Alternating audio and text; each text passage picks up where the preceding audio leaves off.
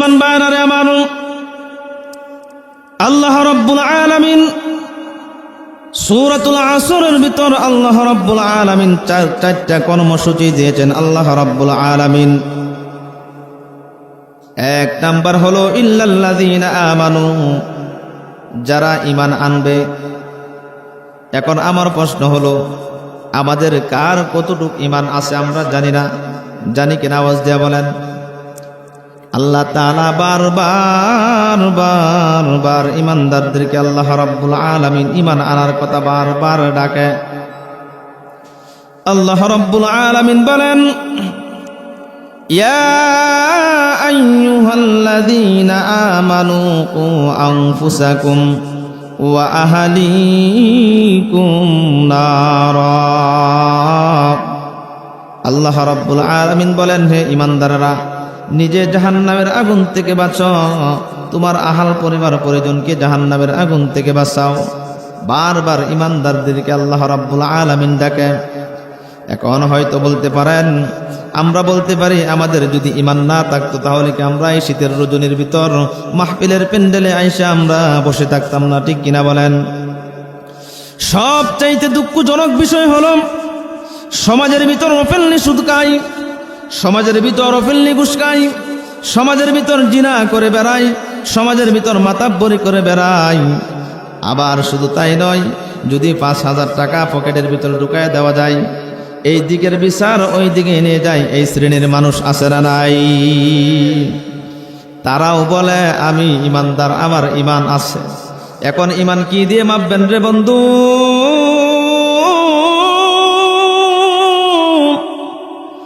ঘুষ খাওয়ার পরেও সেও দাবি করে ঈমানদার, সুদ খাওয়ার পর সেও দাবি করে ঈমানদার, জিনা করার পর সেও দাবি করে ঈমানদার, মাকে বাদ দিতে চায় না সেও দাবি করে ঈমানদার। এ বন্ধু, বোনের হক নষ্ট করে সেও দাবি করে ঈমানদার। আল্লাহ রাব্বুল আলামিন বলেন, ইল্লাল্লাযীনা আমানু, যারা ঈমান আনবে, যারা ঈমান আনবে। ঈমান কার কতটুক আছে এটা যদি মাপার কোনো সিস্টেম থাকতো তাহলে মনে হয় সর্বপ্রথম আমার ঈমানের অবস্থা হয়ে যাইতো জিরো। ঠিক কিনা বলেন? সাধারণ একটি উদাহরণ দিলে বুঝতে পারবেন যে আমার বন্ধু, শরীরের ভিতর জ্বর যখন চলে আসে আমরা ডাক্তারের কাছে যাই, ডাক্তারের কাছে পরামর্শ করতে যাই। ঠিক কিনা বলেন? আতুলের সিপাই যে হাতের সিপাইয়ের ভিতর একটি কাঠি মতো কাঠি ঢুকায় দেয়, থার্মোমিটার বলা হয়। ঠিক কিনা? থার্মোমিটার দিয়ে মাপ দেওয়া হয় জ্বরের পরিমাণ কি 102 ডিগ্রি না 3 ডিগ্রি না 99% জ্বরের তাপমাত্রা। ঠিক কিনা বলেন?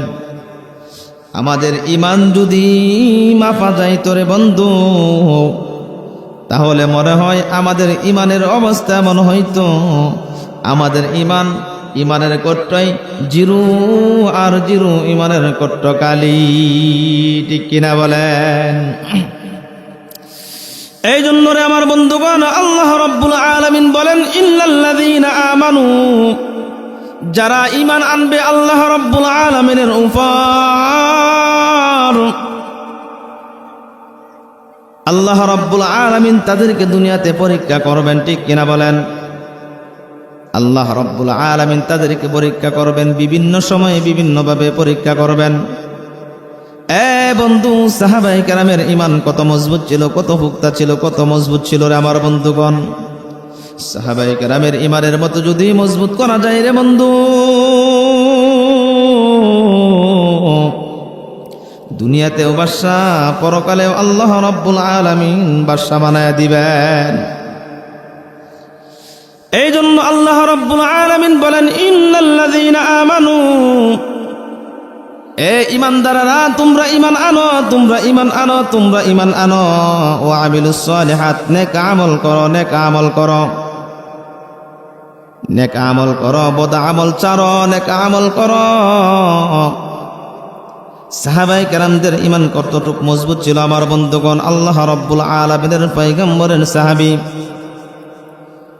হযরত আব্দুল্লাহ ইবনে হুযায়ফা রাদিয়াল্লাহু তাআলা আনহুর নামটা আপনারা শুনেছেন কিনা? হযরত আব্দুল্লাহ ইবনে হুযায়ফা রাদিয়াল্লাহু তাআলা আনহু কত বড় আল্লাহ প্রেমিক ছিলেন। হযরত আব্দুল্লাহ ইবনে হুযায়ফা রাদিয়াল্লাহু তাআলা আনহু ইমানের পরীক্ষা দিয়ে আল্লাহ